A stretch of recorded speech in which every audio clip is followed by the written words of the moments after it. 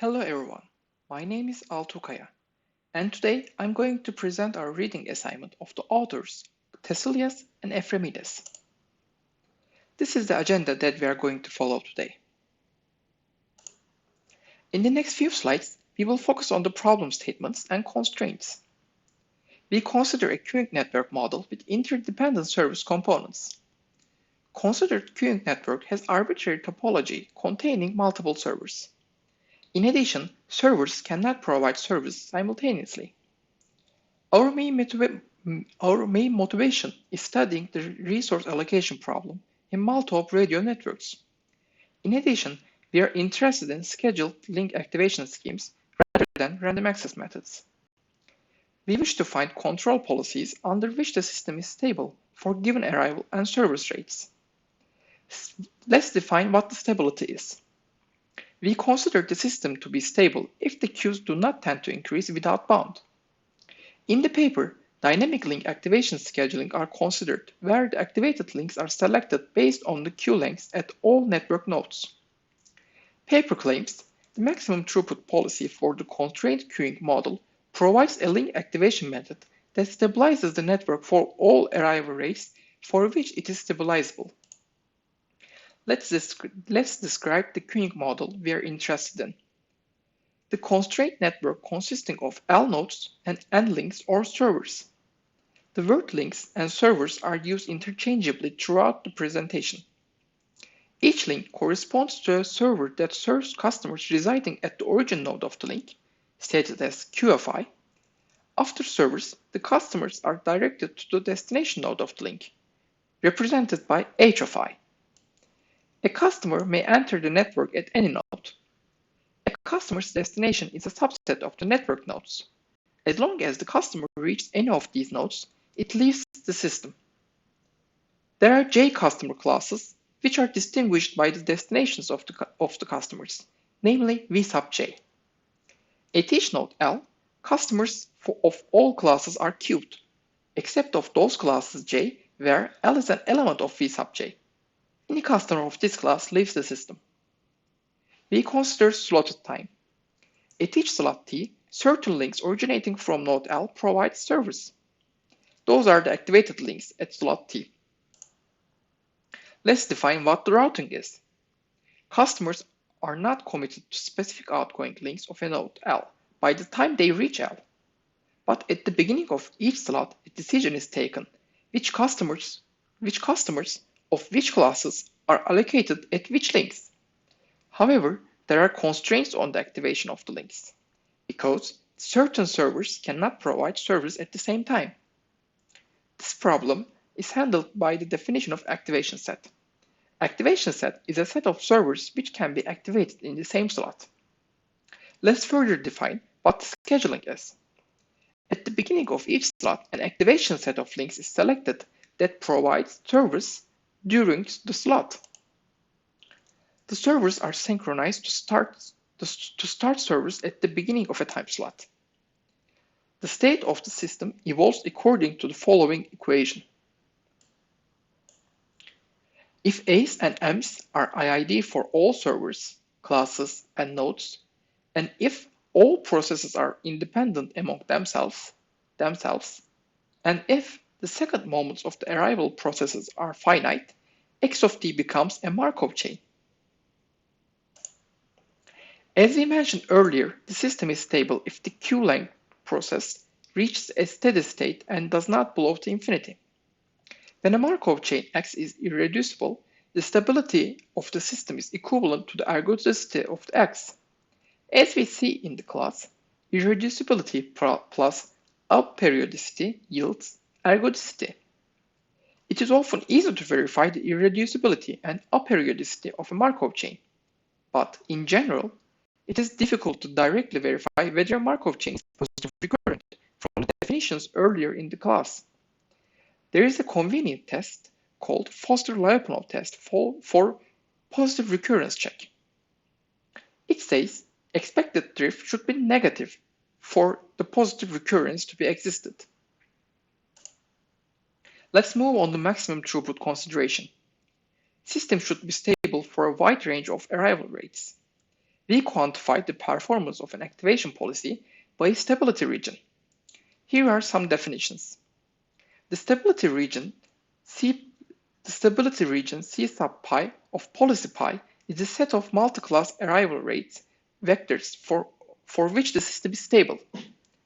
A policy pi sub 1 dominates another policy pi sub 2, If the stability region of pi sub 2 is a subset of stability region pi sub 1.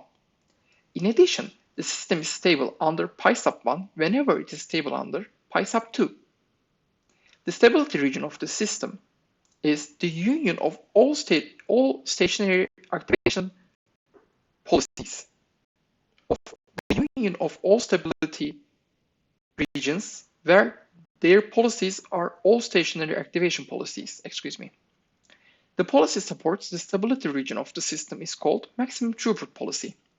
One of the main results of this paper is the existence of such an optimal policy. Let's state the maximum throughput policy. Let's assume the policy pi sub 0 achieves maximum throughput. The activation policy is a collection of activation rules.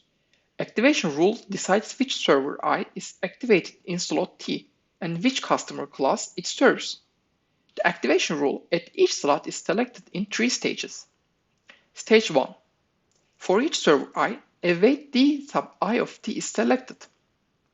In other words, pi sub 0 tends for each class to equalize the queue lengths of the same class in different network nodes, giving priority to the servers and classes for which this difference is large. Stage 2. A maximum weighted activation vector, C hat, is selected from the constraint set S. However, stage 2 is highly disadvantageous because number of possible activation vectors is larger than the number of servers. Therefore, the solution of the optimization problem is quite hard. In certain cases, the constraints in set S can be put into a specific structure to be utilized in the solution. Let's skip this for a moment. So far, the algorithm selected the candidate servers and cascaded the customers classes for each candidate servers. However, what happens if multiple servers that serve the same nodes are candidates? Then stage 3 comes into play. The activation rule decides the server with the greatest queue length for the candidate customer class, which is decided at stage 1. Here the optimality result comes. The theorem below shows the existence of the maximum throughput policy pi sub 0. Let's define a stability region C prime, where C prime is a subset of C, where C is a subset of C prime bar, and C is the stability region of the system, and C prime bar is the closure of the defined stability region. C prime bar minus C is a subset of C prime bar minus C prime. Thus, C prime bar minus C prime is the boundary of C prime, which is a surface, and it has no interior. In the space where multi-commodity arrival rate vector A lies. Thus, we determined C within a surface in the space where A lies, therefore provides complete characterization of the stability region. Hence, if we can show that C sub pi sub 0 differs from C at most by a surface, optimality of the policy pi sub 0 is achieved. The following 2 lemmas will provide this. Under policy pi sub 0, the system is stable for every A is an element of C prime. In other words, C prime is a subset of C sub pi sub 0. The proof of this lemma is very similar to the proof of max weight scheduling we have done in the class. Another lemma is, if A is an element of C prime bar complement, then the system is unstable for any policy in the class of all stationary activation policies. The proof of this lemma uses the following idea. If the average number of incoming customers are larger than the average customer of outgoing customers, then the Markov chain of the queue lengths cannot be positive recurrent. We have also seen this in the birth death chains in the class. Finally, it's time to give some examples of the applications of the paper. In databases where concurrent processing of several transactions is possible, a control mechanism is needed to prevent conflicting transactions from being executed simultaneously. The constraint queuing model that is constraint provides a model for concurrent processing in databases.